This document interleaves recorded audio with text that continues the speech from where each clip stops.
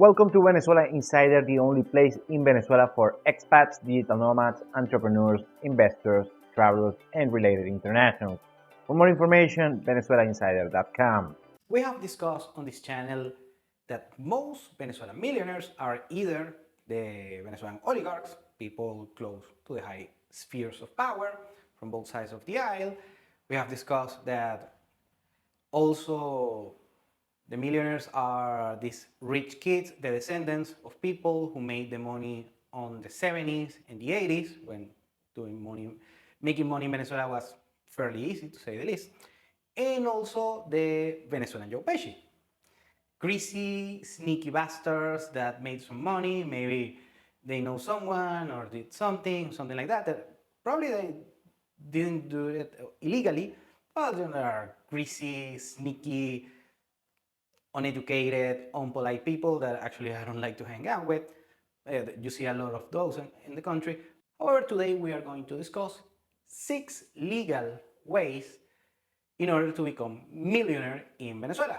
By people, I always talk about, over 90% of the millionaires are enchufados, the Venezuelan oligarchs, of course, the rich kids, and the Venezuelan Joe Pesci. But today we are talking about that less than 10% of millionaires that did it legally, with meritocracy, being an entrepreneur, being risk takers, doing something right. Today we are going to discuss only 6 ways that these people did it.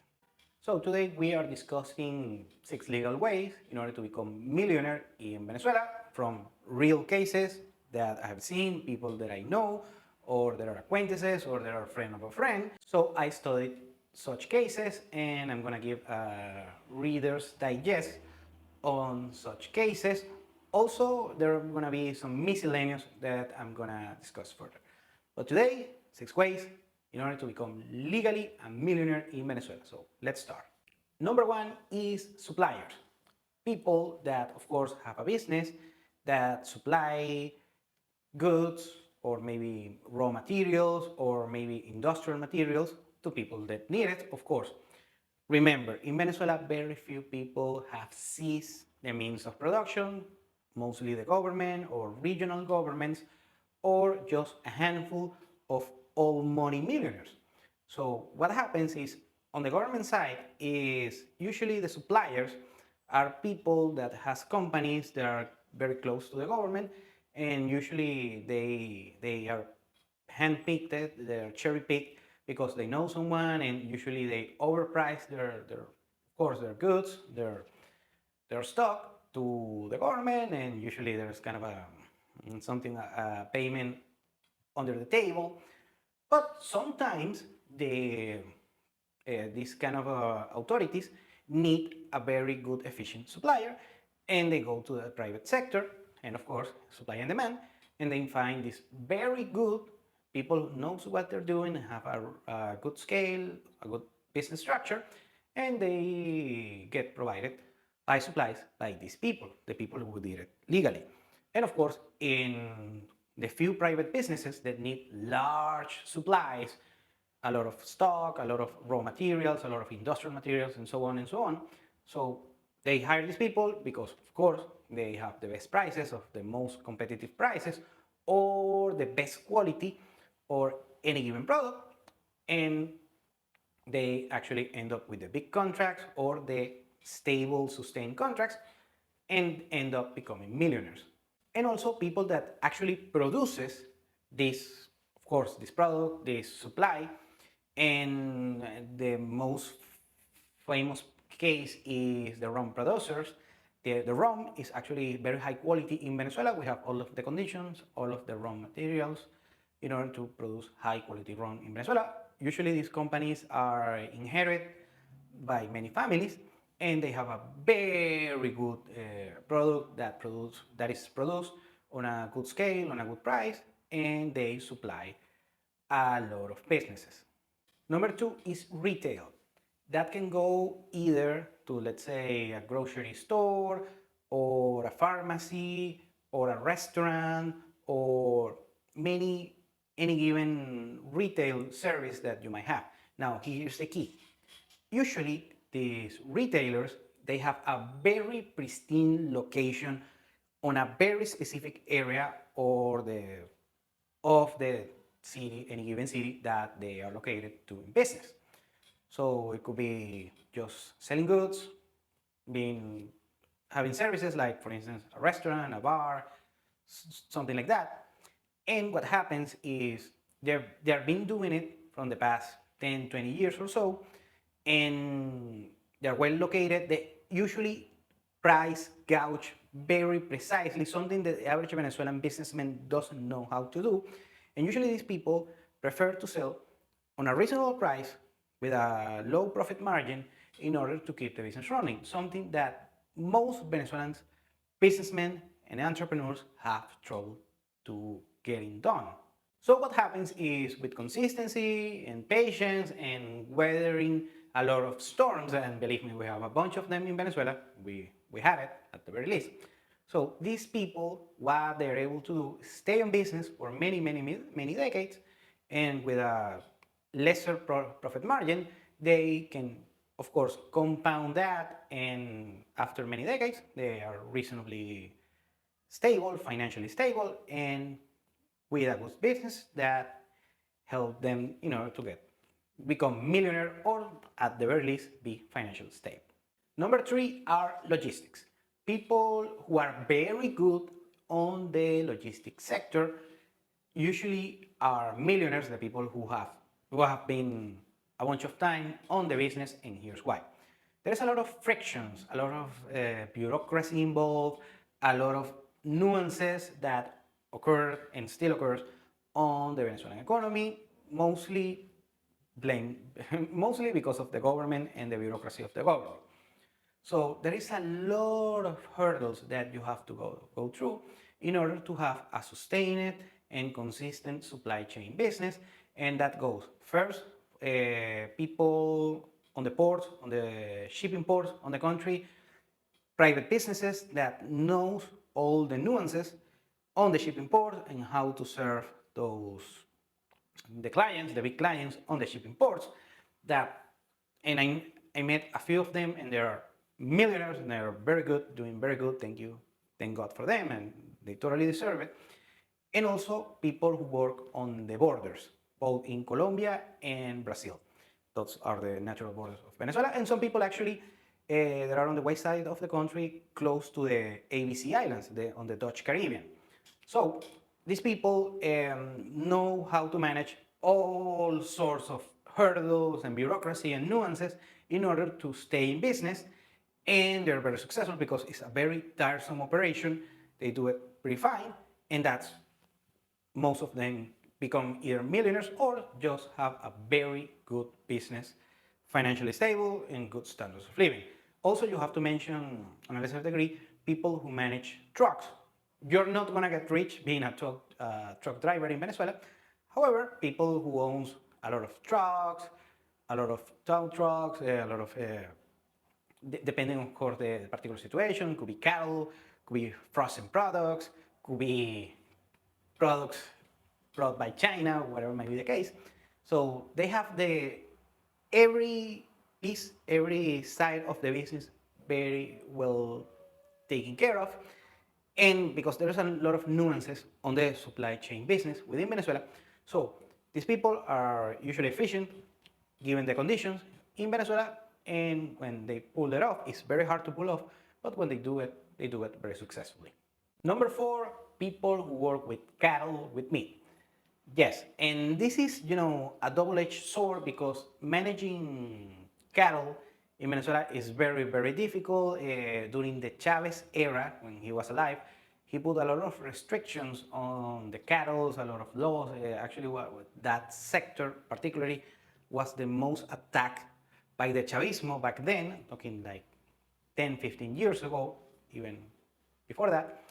So it's very complicated to have a cattle business, being a rancher, and also the people that do the supply chain just on that specific item.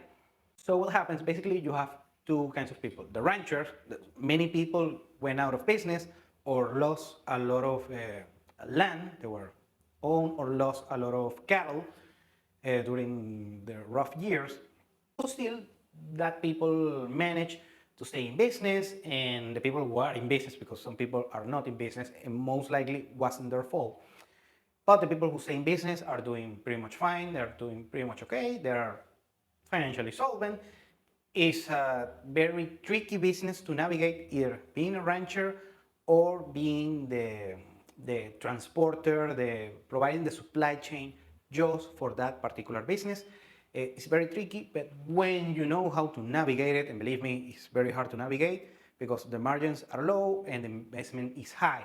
Many people, they're actually reasonably competent on the business, actually went out of business. So it's a very delicate situation, but when they pull it off, they do just fine. Number 5 is imports. People who work on the importing business do reasonably okay. And also, here's the deal. Producing industrial production in Venezuela is very, very, very difficult. There's a lot of nuances, a lot of frictions. However, bringing things from China, from the United States, on a lesser degree from Mexico, but mostly from Asia, China, Vietnam, and like I said, United States, on a lesser degree, Western Europe. So what they do is that, of course, you need capital, a lot of capital in order to bring a lot of shipping containers, in order to reduce the average cost, the unitary price of any given product. And they bring a lot of supply, of course, a lot of goods. And since they know how to manage the perfect scale in order to do the reasonable investing regarding this business, that's how many people do pretty much fine in Venezuela. Usually, mostly, is people that go to China or bring things to China, from China to Venezuela. Usually, producing in China is very cheap and it's very efficient. So they bring all of these cheap products, in some cases not so cheap, but mostly cheap, and they sell it, they wholesale it in Venezuela. It's a very delicate business. All businesses in Venezuela are very delicate and very difficult to pull it off. Business is hard by itself. But importers, actually, I would say it's the easiest way. I don't say it's easy, but it's the easiest way to become a millionaire in Venezuela. Before going number 6, I want to give some honorable mentions to, first, the crypto bros. Yes, we had crypto bros during the 2017-2018 crypto cycle with the Bitcoin halving and such. We had crypto speculators that became millionaires, just a few, but we had it. Also people who were on Bitcoin mining that did pretty much okay. And people, of course, they bought Ethereum or Dogecoin or some speculative altcoin, or straight up miners, because at that moment it was very cheap to be a miner and it was very easy to be a miner in Venezuela. And also they got very lucky because was at the moment they didn't know that Bitcoin spiked from, let's say, 3,000 per Bitcoin to 19,000. Back then it was huge, it's way over 19,000 right now. But it was a very lucky endeavor, but it pulled it off. They took the risk, so very good for them. Also, I want to mention some industrials. People who manufacture in Venezuela. It's very, very hard to manufacture in Venezuela. Most of them are some of the rich kids that I talk about. They inherit the business and they're trying to do a reasonable good job in order to manage industrial production in Venezuela. And I have to give some props to those people. They didn't start the company. In most cases, their fathers or their grandfathers started the company, but they're trying to do, some of them, a reasonable job. Also, I have to mention people on tech. Of course, we don't have here people like Steve Jobs, like Jeff Bezos, like Elon Musk, like Mark Zuckerberg, but we have people that become, normal millionaires, not crazy billionaires like in the United States, and they have some services leveraged with technology, easy apps to work that were very popular on the rest of the world. In Venezuela, they weren't on just a couple of years ago. And right now, these businesses have become successful, and now they're millionaires or they are close to become millionaires. So very good for them. And lastly, on the honorable mentions, I want to mention healthcare. Healthcare has some millionaires.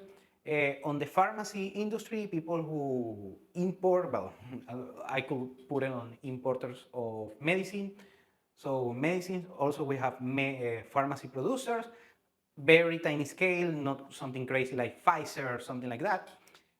People who run private hospitals, private clinics. It's a very hard business to manage, but some people pull it off.